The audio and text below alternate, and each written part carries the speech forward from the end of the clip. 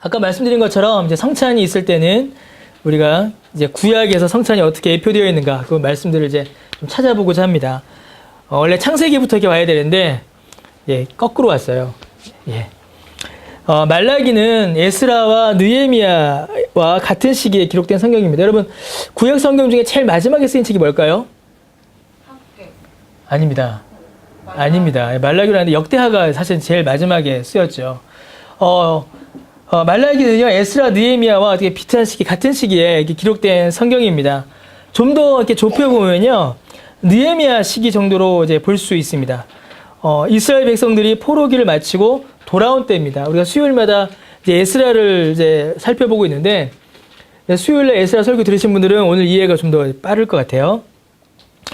이스라엘 백성들이 이제 포로기를 마치고 돌아왔을 때입니다. 에스라에 의해서 성전이 회복되고 재건되고 느헤미야를 통해서 성벽이 재건되는 그 어떤 재건과 회복, 부흥의 시기가 바로 이때입니다. 포로로 끌려갔던 이스라엘 백성들은 귀환하고 돌아오고 그들의 정체성이자 영광인 하나님의 성전 그리고 예루살렘 성벽이 다시 일어서는 그런 회복과 부흥의 시기가 바로 이때였습니다. 에스라 느헤미야가 앞장섰지요. 이 일을 감당하기 위해서.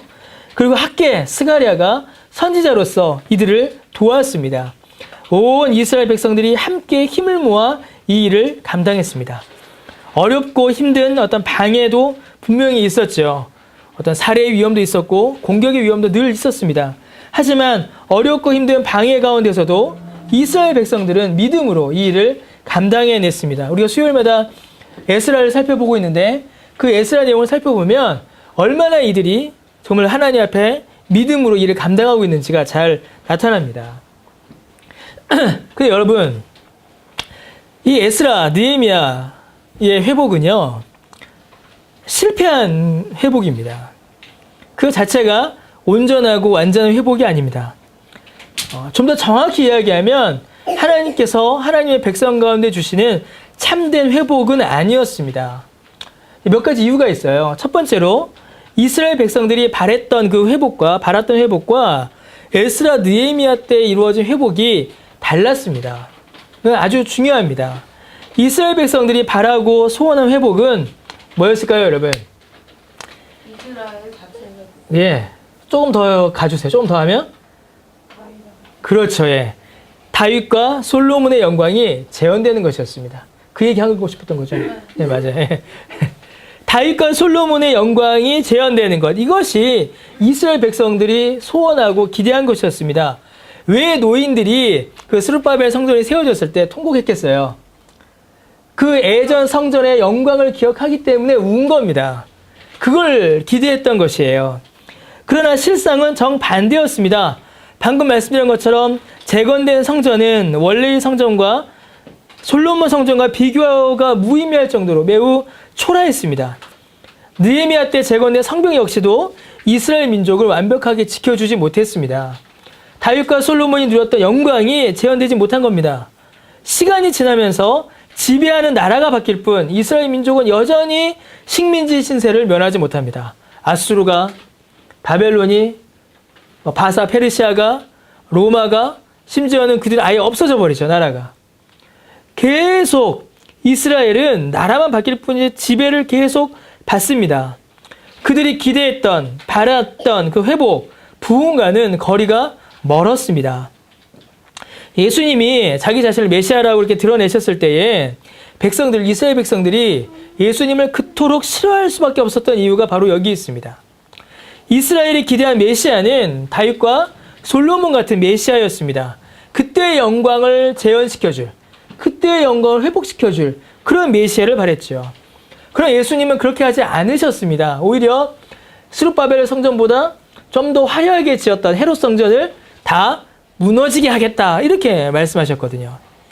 예수님은 그들의 기대와는 반대로 행동하셨습니다. 좋아할 리가 없죠. 두 번째로 에스라와 느헤미야의 회복이 불완전하고 온전하지 못한 이유는 에스라와 느헤미야가 정치적, 종교적 개혁을 시도했지만 여전히 이스라엘 안에 영적인 그리고 사회적인 타락과 범죄가 끊이지 않았다는 것입니다. 그 매우 중요한 것입니다. 에스라와 느헤미야의 개혁은요, 상당한 효과를 거두는 것처럼 보였습니다. 일단 성전을 회복했죠. 그죠? 그리고 하나님께 드리는 제사를 회복했습니다. 절기를 회복을 해요. 성직자들, 레위인들을 회복시켰습니다. 우상 숭배와 타락의 상징이었던 그 이방인과의 혼인 역시 상당 부분 정리됐습니다. 강제로 이혼시키거든요. 그러나 이 모든 조치들은 전부 다 임시적이었습니다. 그것이 그대로 이스라엘 안에 남아서 열매를 맺지 못했습니다. 여전히 이스라엘 민족의 영적 타락, 사회적 범죄는 이스라엘 안에 여전히 강하게 남아서 이스라엘을 계속 괴롭혔죠. 그래서 여러분 에스라 느헤미야 보세요. 처음에 어렵게 시작하다가 패턴이 비슷한데 중간에 뭔가 이루어요. 근데 마지막에 가면 다시 타락합니다. 이 패턴이 반복돼요. 특히 이제 고관들이 앞장서서 먼저 타락하죠. 그런 일들이 막 반복해서 나타납니다. 이러한 현실 가운데에 개혁을 하는 것 같고 회복되는 것 같고 부흥하는 것 같지만 실상은 여전히 그 모양 그 모습 그대로인 이때에 하나님의 말씀을 선포한 선지자가 바로 말라기입니다. 저는 이 말라기를 옛날에 오해해서요. 이 말라기잖아요, 기. 이 뒤에 기자를 저는 기록할 기자로 봤어요. 그래서 말라라는 선지가 기록한 책. 그래서 말라기인가? 저만 그렇죠. 예, 여러분들 안 그럴 거라 믿어요. 예, 말라키죠, 원래. 말라기 선지자입니다, 이름이. 말라기는요, 이 말라기 선지자는 범죄한 이스라엘을 강하게 책망합니다. 굉장히 강하게 이들의 범죄를 끄집어내요. 그러니까 여러분 어떻게 보면 좀 맞지 않은 거예요. 에스라 느헤미야 으쌰으쌰하고 학계 쓰가랴 성전 재건하자 하는데 말라기는 니들 죄인이다 라고 선언합니다. 그리고 거기서만 그치지 않고 참되고 영원하며 완전한 회복의 예언 또한 함께 선포합니다. 하나님의 언약에 기대어 그 백성들이 하나님의 언약 안으로 들어오기를 권하고 참된 회복은 여호와의 날, 하나님께서 이루실 그 구원의 날에 이루어질 것을 다시 한번 확인해 주죠. 그래서 말라기 4장에 가면 아주 영광스러운 여호와의 날이 등장합니다. 이사야, 요엘, 마찬가지로 말라기에는 여호와의 날도 아주 중요한 날입니다. 1장은요, 그래서 말라기가 이스라엘의 범죄상을 고발하고 있습니다. 여러분 1장에 나타난 이스라엘의 가장 큰 범죄는 하나님께 드리는 제사의 타락이었습니다. 곧 예배의 타락이었어요. 성전이 재건되고 절기가 회복되고 레위인들이 회복됐는데 하나님께 드린 제사, 하나님께 드린 예배가 엉망이었다는 것입니다. 6절에 뭐라고 하죠? 내 이름을 멸시하는 제사장들이다 라고 하십니다. 7절에 더러운 떡을 나의 제단에 드리고도 너희가 여호와의 식탁을 경멸히 여긴다. 8절에 눈먼 희생 제물을 바치고 저는 것, 병든 것을 드린다라고 해요. 원래는 그 번제단에 드릴 때 뭘 바쳐야 되죠? 흠없는 걸 드려야 됩니다. 수량, 흠없는 깨끗한 걸 드려야 돼요. 근데 8절에 보니까 눈멀고 절고 병든 것을 드린다라고 되어 있어요. 그리고 8절 뒤에 뭐라 되어 있어요? 그것을 너희 총독에게 드려보라. 그가 너를 기뻐하게 했으며 너를 받아주겠느냐라고 합니다. 사람에게 줘도 기뻐하지 않을 것을 사람이 줘도 싫어할 이 흠 많은 걸 어떻게 하나님께 가져오냐? 이렇게 말씀하세요.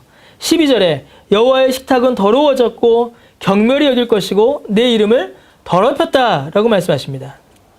13, 14절에 흠 있는 것으로 하나님께 드렸다라고 말씀하세요. 13절 뭐였어요? 이 일이 얼마나 번거로운가 하며 코웃음 치고 훔친 물건, 저는 것, 병든 것을 가져와 하나님께 드리는 겁니다. 14절 짐승떼 가운데 수컷이 있어요. 원래는 수량을 드려야 되죠. 그런데 서원하는 일에 흠 있는 것으로 속여 하나님께 드렸다는 것입니다. 하나님 앞에 드릴 수 없는 것들, 정확히 이야기하면 뭘까요, 여러분? 자기들 먹기 싫은 거예요, 지금. 흠 있는 거, 병든 거, 저는 거, 내가 갖긴 싫고 내가 먹긴 귀찮으니까 하나님께 드리는 겁니다. 이스라엘이 지금 그렇게 나쁜 짓을 하고 있는 것이에요. 여러분, 하나님께 드리는 제사의 제물을 제대로 성경의 명령대로 준비하지 않고 있는 것입니다. 13절에 그 자세가 정확히 나와요. 13절이. 13절이 핵심입니다. 만군의 여호와가 이르노라 너희가 또 말하기를 이 일이 얼마나 어떻다고요? 번거로운 거. 그러면서 어떻게 해요? 코웃음 친다라고 합니다. 코웃음 친다. 이스라엘 사람들은 하나님께 드리는 제사를 준비하는 이 일을 매우 번거롭고 귀찮게 여겼습니다. 코웃음 쳤어요. 왜 그랬을까요? 여러분, 하나님께 드리는 제물은 하나님께서 말씀하신 대로 준비해야 합니다. 하나님께서 지금 배가 고프시고 좋은 것을 받고 싶으셔서 하나님께서 지금 투정 부리시는 게 아니에요.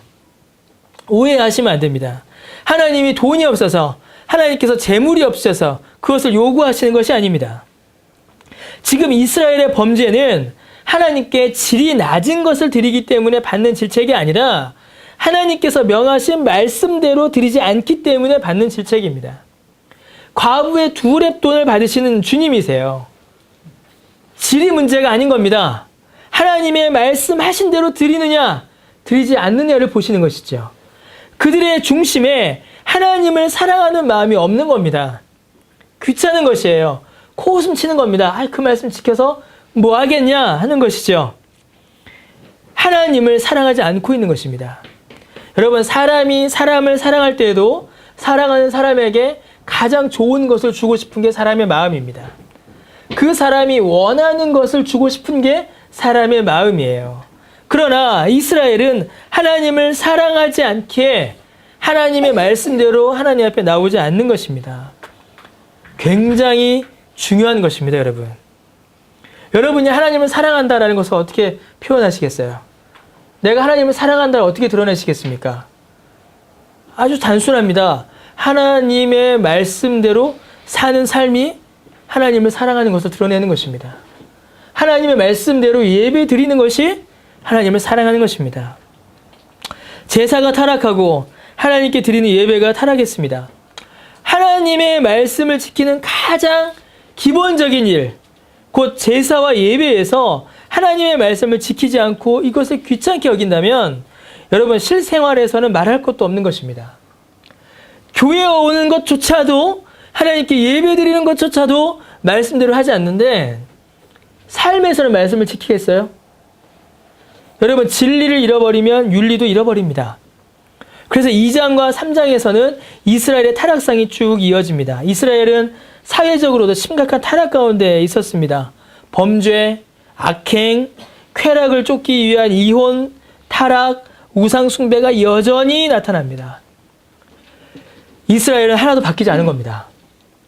그렇게 에스라 느헤미야가 고생을 했는데도 하나도 바뀌지 않았어요. 3장 7절과 8절에서 이스라엘은 자신들이 얼마나 타락했는지조차도 모릅니다. 하나님께 돌아오는 방법도 모릅니다.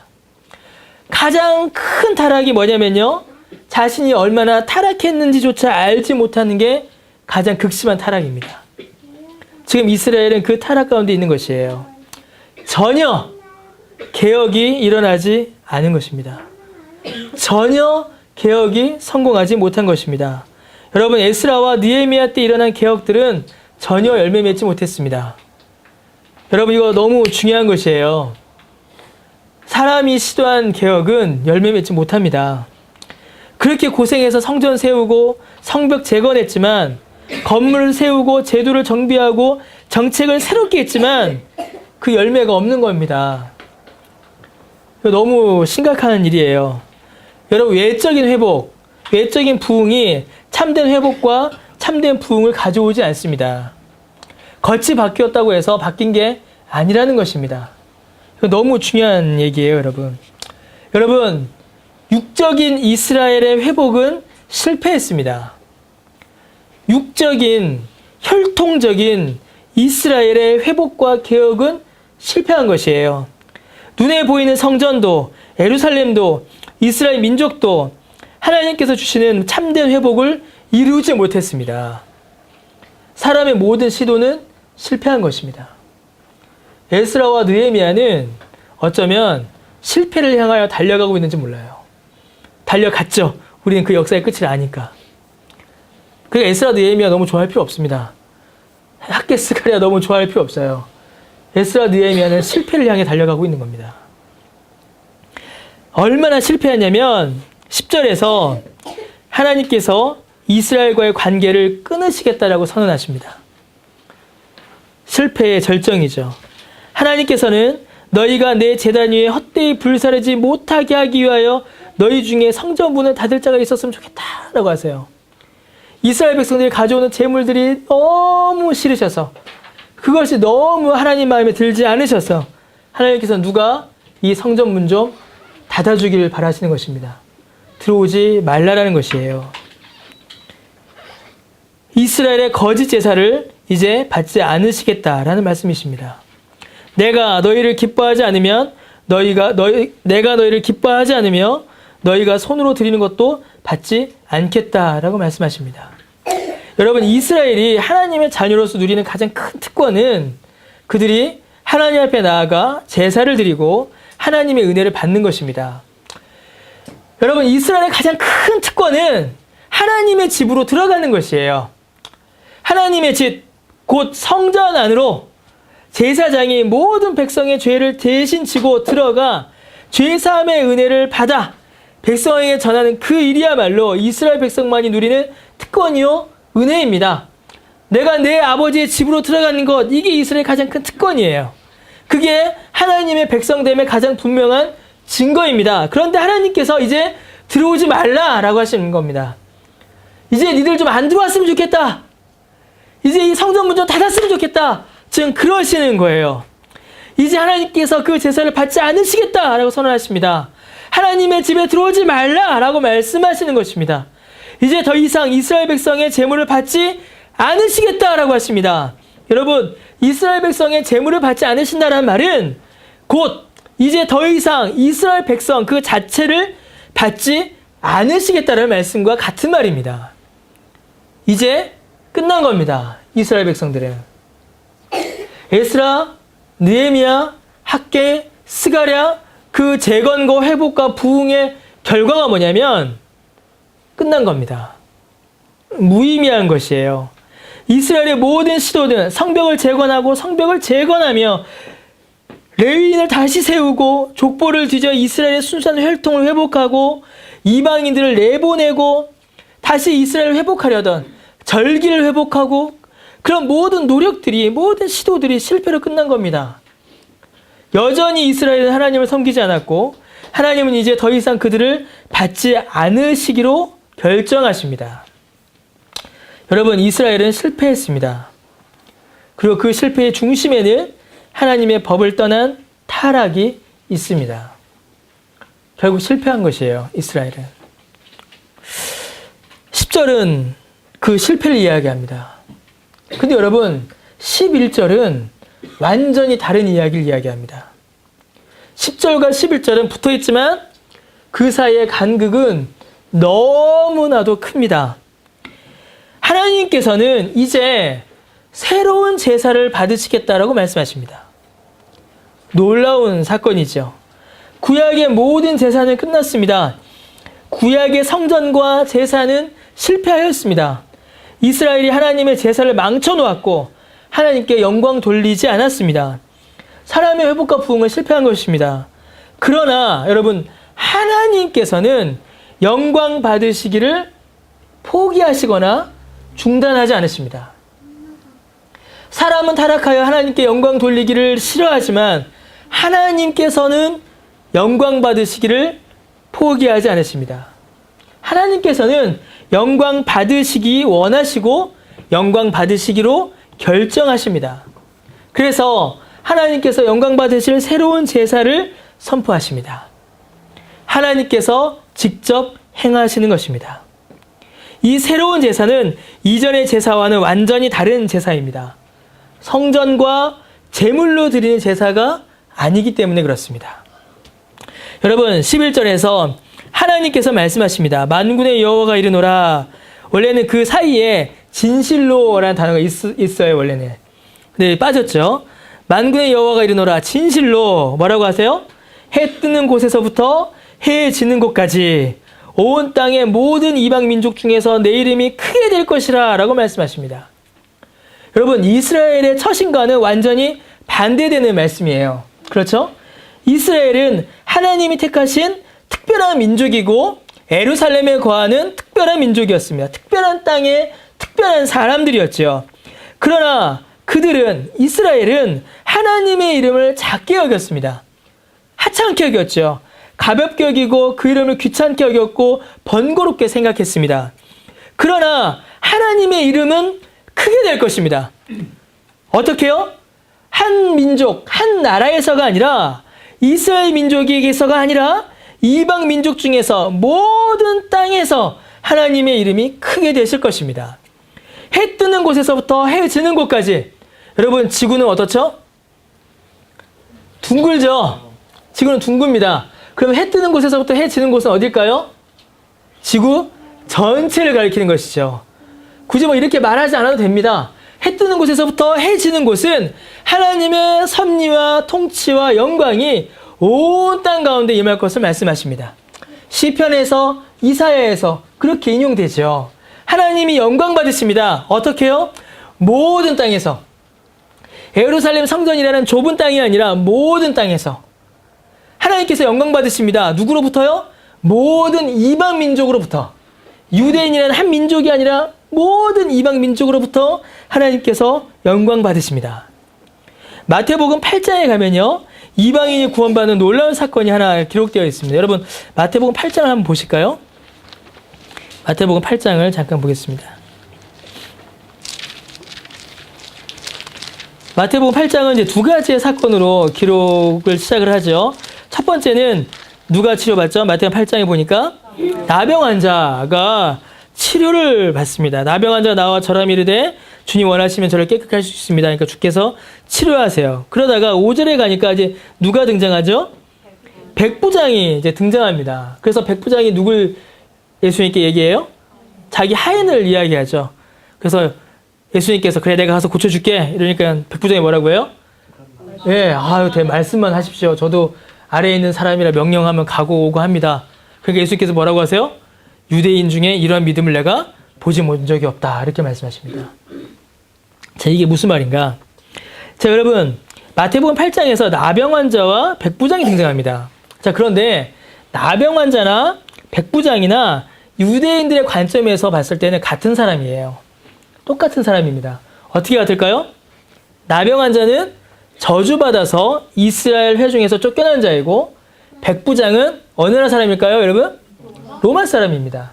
그러니까 어떻게 돼요? 혈통적으로 이방인이죠. 그러니까 나병 환자는 저주받아서 이스라엘에서 쫓겨난 자고, 백부장은 이방인이기 때문에 유대인의 회중에 들어오지 못하는 자입니다. 나병 환자나 백부장이나 유대인들의 관점에 봤을 때는 뭐예요? 전부 다 부정한 사람들입니다. 이스라엘 회중에 들지 못하는 자들이에요. 한 사람은 병자의 비참한 모습이고 다른 한 사람은 높은 관리 군인이라서 다른 것 같지만 유대인들의 눈에서 볼 때는 둘 다 이방인이요, 부정한 자요, 이스라엘 회중에 들지 못할 저주받은 자입니다. 그런데 예수님께서는 나병 환자를 깨끗게 하세요. 그리고 이어서 백부장에게도 기적을 베푸십니다. 백부장의 하인이 중풍병에 누워 괴로워합니다. 백부장이 예수님께 상태를 말씀드리죠. 이 하인의 상태를. 그래서 주님께서 내가 가서 고쳐주리라 라고 말씀하시죠. 그리고 아까 말한 것처럼 백부장이 말씀만 하소서 이럽니다. 놀라운 신앙 고백을 해요. 8장 8절에. 왜냐하면 예수님이 참으로 생명의 주인이시며 만물의 주관자이심을 믿기에 할 수 있는 고백을 하는 것입니다. 예수님께서 이스라엘 중에 이러한 믿음을 보지 못했다라고 말씀하세요. 이 말씀은 이스라엘과 비교해서 월등히 뛰어난 믿음, 이런 말씀이 아닙니다, 여러분. 자, 8장 10절에 예수님께서 뭐라고 하세요? 예수께서 들으시고 놀랍게 여겨 다른 자들이 이르시되 내가 진실로 여기로니 이스라엘 중 아무에게서도 이만한 믿음을 보지 못하였다 이러십니다. 자, 유대인도 믿음이 있고 이 사람도 믿음이 있는데 이 사람의 믿음이 유대인들의 믿음보다 훨씬 크다. 이런 말씀이 아니에요, 지금. 자, 11절. 또 너희에게 이르노니 동서로부터 많은 사람이 이르러 아브라함과 이삭과 야곱과 함께 천국에 앉으려니와 그 나라의 본 자손들은 바깥 어두운 데 쫓겨나 거기서 울며 이를 갈게 되리라 라고 말씀하십니다. 예수님께서는 백부장의 믿음을 칭찬하세요. 그리고 이제부터는 동서로부터 많은 사람, 아까 우리 말라기의 표현을 빌리면 뭐죠? 해 뜨는 데서부터 해 지는 데입니다. 동에서 떠서 서로 치니까요. 동서로부터 많은 사람이, 곧 이방인들이 아브라함과 이삭과 야곱과 함께 천국에 앉을 것이다 라고 말씀하십니다. 원래는 여기에 누가 앉아요? 이스라엘 자손이 앉습니다. 아브라함 혈통들이. 근데 이제 누가 앉는다고요? 이방인들이 앉습니다. 원래는 여기에 어디 사는 사람들만 앉을 수 있어요? 이스라엘에 사는 사람들만 앉을 수 있는 것이죠. 근데 이제 누가 앉는다고요? 동서, 해 뜨는 데서부터 해 지는 데까지 이방인들이 거기 앉는다라는 것입니다. 그 나라의 본 자손들, 곧 혈통적 아브라함의 후손이요, 예루살렘이라는 도시를 지키고 있고 스스로 하나님 나라의 백성이라고 자부하던 유대인들에게서는 진정한 메시아이신 예수 그리스도를 믿는 믿음을 도무지 찾아볼 수가 없는 것입니다. 이 유대인들보다 뛰어난 믿음이 아니라 유대인들은 가지고 있지 않은 믿음을 이 백부장이 가지고 있는 겁니다. 백부장의 믿음이 크다 작다가 아니라 백부장의 믿음은 유대인들이 가지고 있지 않은 믿음이다라는 것이죠. 무엇을 믿는 믿음이에요? 예수 그리스도가 생명의 주요 메시아이시다라는 것을 믿는 믿음입니다. 그걸 모르니 유대인들은 쫓겨나 울며 이를 갈게 되는 것입니다. 누가 쫓겨나 울며 이를 갈았을까요? 나병 환자들이 쫓겨나 울며 이를 갈았어요. 왜요? 성벽에서 쫓겨났으니까요, 그들이. 여러분, 지금 예수님 안에서 역전이 일어나고 있는 것입니다. 놀라운 역전이 일어나고 있는 것이에요. 유대인들은 나병 환자도 백부장도 하나님 나라에 들어갈 수 없으며 오직 자신들만이 혈통적 아브라함의 후손이요, 성전을 가지고 있는, 제사를 드리는 자신들만이 하나님의 자손이요, 하나님의 자녀요, 천국에 앉을 것이다라고 믿었습니다. 그런데 예수님은 지금 이를 뒤집고 계신 것이에요. 이를 뒤집으십니다. 오히려 그 반대의 일이 일어날 것을 말씀하십니다. 이방인들이 혈통으로는 아브라함과 전혀 상관없는 그들은 천국에 갈 것이고 유대인들은 오히려 쫓겨날 것이다 라고 말씀하세요. 여러분, 이것이 혈통의 역전일까요? 유대인은 떨어지고 이방인은 통과한다라는 어떤 그런 혈통의 역전일까요? 아닙니다. 만약에 그렇다면 예수님의 말씀은 유대인들의 주장과 하나도 다를 바가 없어요. 그러나 여기서 일어나는 역전은 혈통과는 상관없는 일입니다. 예수님 보시기에 여러분, 유대인도 나병 환자도 백부장도 그리고 여기 모여있는 우리도 모두 다 똑같습니다. 왜 똑같을까요? 어떻게 똑같을까요? 죄 가운데 빠져있는 죄인으로서 똑같습니다. 유대인도 나병 환자도 백부장도 여기 있는 우리도 예수님 보시기에는 전부 똑같습니다. 어떻게요? 스스로는 구원할 수 없는, 스스로는 자기 자신을 위한 어떤 구원받을 만한 일도 할 수 없는 비참하고 무기력한 존재들이 바로 우리입니다.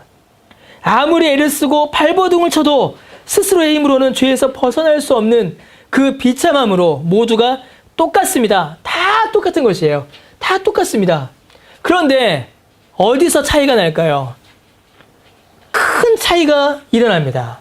바로 믿음입니다. 믿음. 예수님을 믿느냐, 예수님을 믿지 않느냐라는 그 믿음에서 차이가 나타나는 것입니다. 예수님만이 내 육체와 영혼을 구원하실 것을 믿는 바로 그 믿음입니다. 오직 예수님만이 나를 둘러싼 이 모든 죄의 비참함에서 나를 건지실 것이다라는 믿음입니다. 오직 예수님만이 내 죄를 사하실 분이시다라는 사실을 믿는 믿음입니다. 나병 환자 백부장은 그것을 믿은 것입니다. 이방인이라서 구원받은 것이 아니라 그것을 믿음으로 고백한 자들이 구원받은 것입니다. 유대인이라서 구원받지 못한 것이 아니라 이 믿음을 거부했기 때문에 구원받지 못한 것입니다. 이 믿음의 고백이 이방 가운데서 터져 나오는 것입니다. 주의 성령이 이방인들에게 임하사 율법의 밖에 있었던 이방인들이 말씀을 듣고 깨달아 구원받는 역사가 일어나게 되는 것이죠. 사도행전의 역사가 바로 그것입니다. 여러분, 유대인들은 스스로 이 복음을 버렸습니다. 유대인들은 스스로 하나님의 이름을 가볍게 여겼습니다. 그들은 하나님의 말씀대로 하나님께 예배하지 않았습니다. 하나님의 말씀에 순종하기를 거부하였고 우상을 쫓아가고 하나님을 떠났습니다. 그러나 하나님께서는 이방을 통하여 한 나라의 한 민족인 유대 땅 이스라엘만이 아니라 온 땅과 모든 민족으로 영광 받으십니다.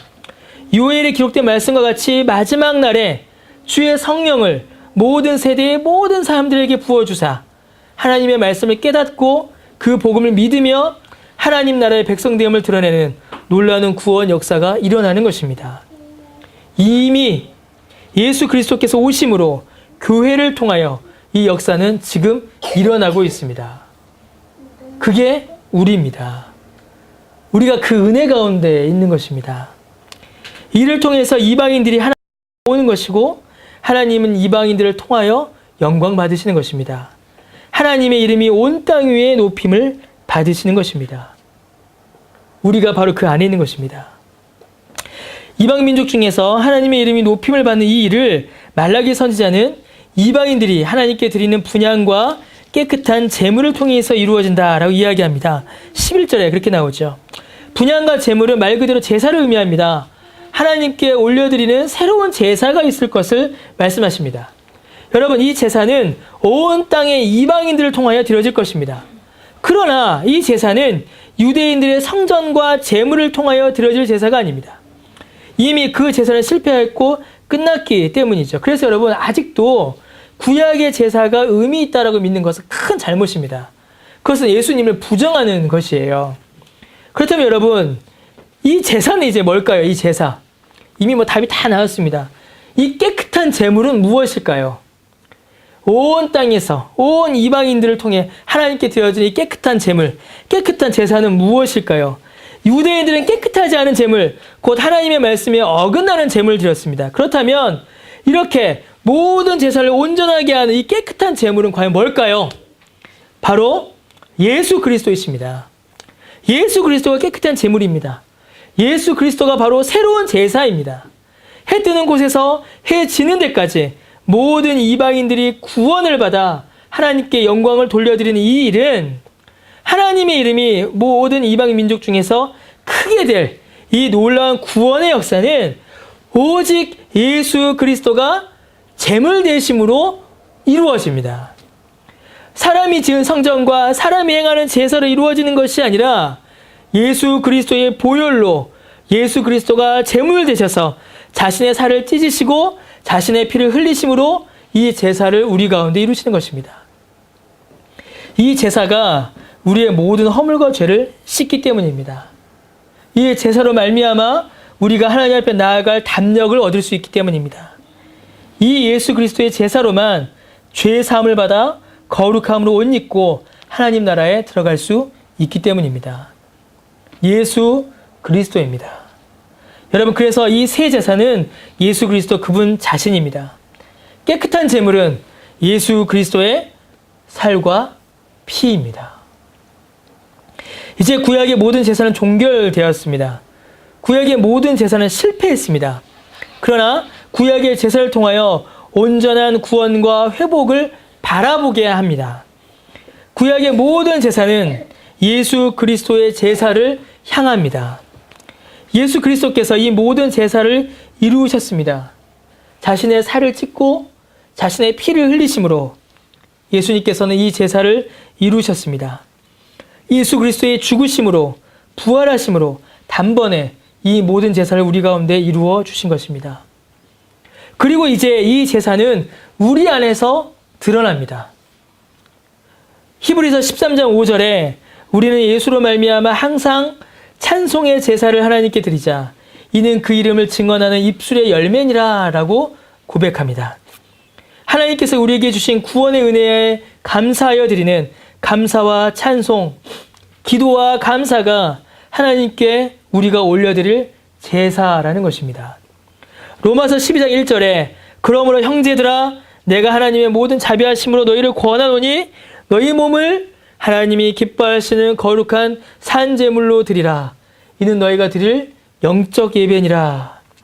로마서에서는 우리의 몸이 하나님이 기뻐하시는 거룩한 산제물이 예배라고 합니다.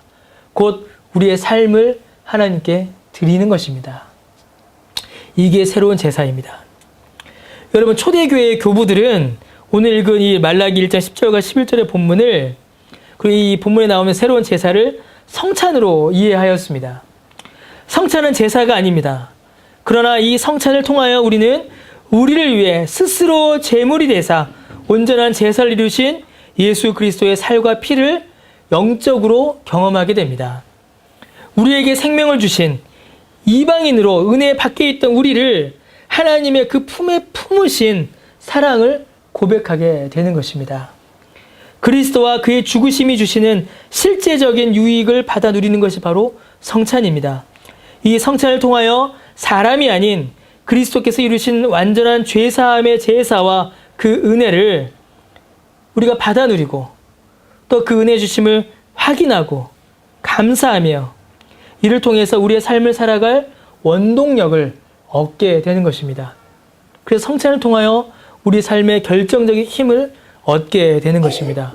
이제 우리가 성찬을 행할 때에 새로운 제사, 깨끗한 제물이 되사 우리 가운데 새로운 제사를 이루신 예수 그리스도의 그 은혜에 감사하며 또 우리가 하나님 앞에 감사의 제사를 드리고 찬송의 제사를 드리고 우리의 삶을, 우리의 몸을 거룩한 산제물로 주 앞에 드리기를 결단하는 그런 마음의 결심이, 은혜에 대한 감사와 우리 마음의 새로운 결심이 오늘 성찬을 통하여 우리 가운데 있게 되기를 주의 이름으로 축원합니다.